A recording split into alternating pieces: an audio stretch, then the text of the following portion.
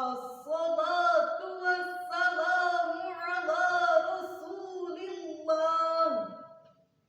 wa ala alihi wa sahbihi ila yaumil qiyamah. Amma ba'd.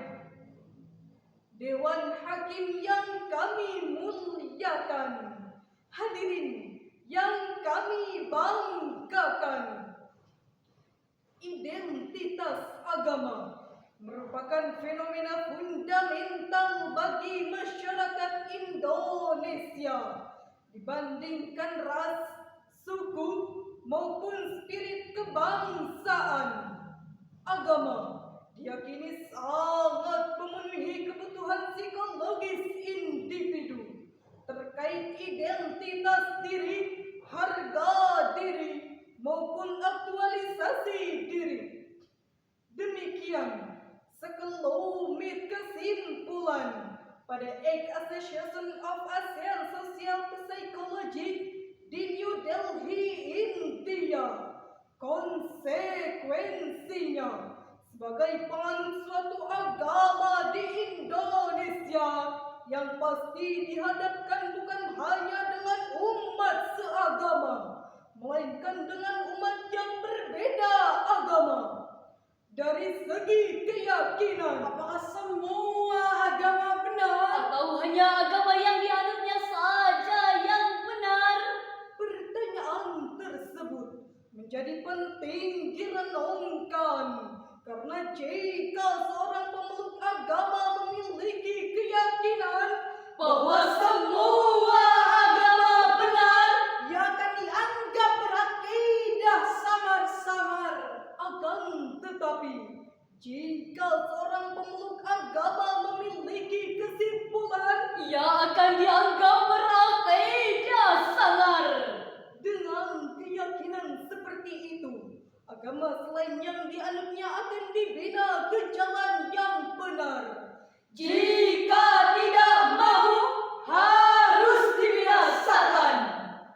Tetapi andai sikap ini yang dikembangkan, wajah agama yang damai dan bersahabat akan berubah menjadi monster yang paling jahat, teroris yang paling sadis, Radikalis yang paling sadis, bahkan tidak mustahil.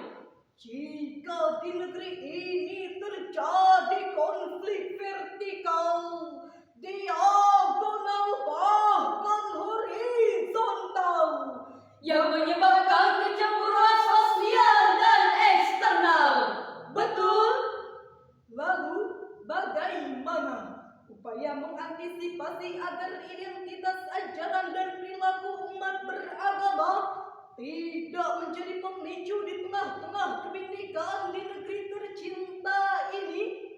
Sebagai jawabannya, Moderasi beragama dalam bingkai Bhinneka Tunggal Ika adalah tema Syarhil Quran yang akan kami sampaikan pada kesempatan kali ini dengan landasan Al-Quran Surah Al-Mumtahanah ayat 8. Billahi minasyaitonir rajim.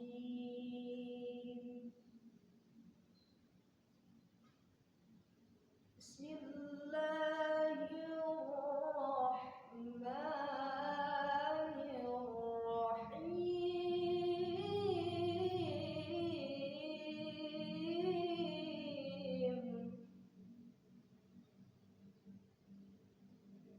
La yanha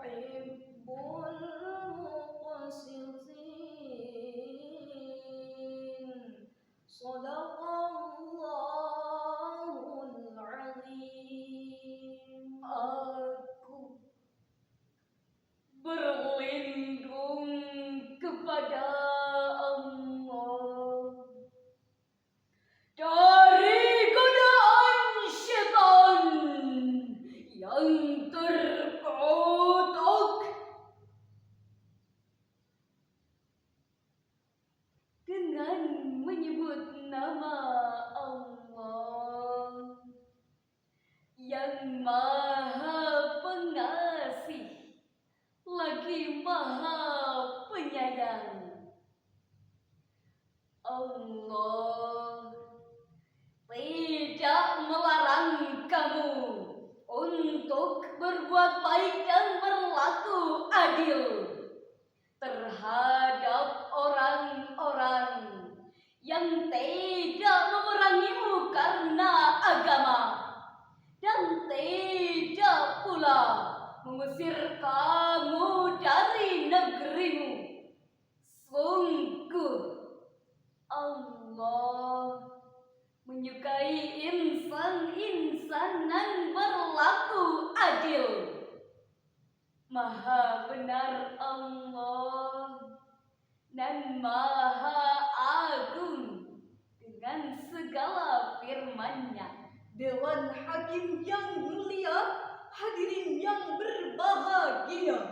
Firman Allah pada ayat tersebut merupakan metode sikap moderat dalam beragama. Secara tekstual, ayat tersebut berkenaan dengan kisah Al-Asma putri Abu Bakar As-Siddiq yang didatangi ibunya Sayyidah Fatimah yang saat itu masih belum memeluk ajaran Islam. Al-Asma bertanya kepada baginda Rasul, "Ya Rasulullah, bolehkah hamba berbuat baik dan menerima pemberian Bunda Qatilah yang tidak seagama?" Rasulullah pun menjawab, "Boleh wahai Al-Asma binti Abu Bakar." Sikap Rasulullah ini dibenarkan Allah Subhanahu wa taala dengan diturunkannya Quran surah Al-Mumtahanah ayat 8 yang diriwayatkan oleh Imam Ahmad bin Imam Al-Hakim yang bersumber dari Abdullah bin Zubair. Dengan demikian, dalam konteks kebinekaan yang ada yang termasuk beda agama dalam prinsip moderasi beragama, tidak dibenarkan menutup ruang ukhuwah hanya karena beda rumah ibadah. Tidak dibenarkan menutup ruang kerjasama hanya karena beda agama. Dan tidak dibenarkan menutup ruang persaudaraan hanya karena beda ras dan kesukuan. Setuju? Namun sayang hadirin, tinta emas kini berubah menjadi tinta kelam. Karena julukan umat Islam sebagai umat moderat di kawasan ASEAN kini identik sebagai umat ekstremis, umat radikalis, Umat separatis, bahkan umat teroris. Sebagai contoh kelam, terjadi sederetan kasus terorisme dan radikalisme di berbagai wilayah di negeri ini.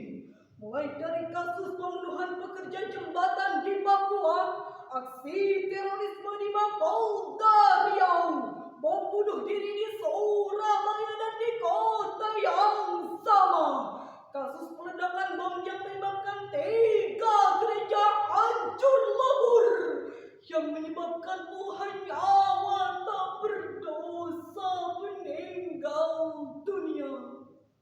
Ini jelas, sekali lagi ini jelas, tidak mencerminkan seorang moderat, penebar maslahat, tetapi sikap seorang penjahat, pembawa mafsadat. Na'udzubillahi min dzalik. Hadirin rahimakumullah, akhirnya uraian ini dapat kami simpulkan bahwa Indonesia memiliki kebinekaan yang sangat tinggi, beraneka suku, berlainan bahasa, bahkan berbeda agama. Jika saling berkomunikasi dan bertoleransi sebagai sikap implementasi dalam moderasi beragama, segala perbedaan yang ada akan menjadi modal utama untuk membangun bangsa. Sebelum kami tutup syarahan ini, marilah kita dengarkan lagu yang berjudul Rungkat yang kami ubah liriknya. Saiki aku esa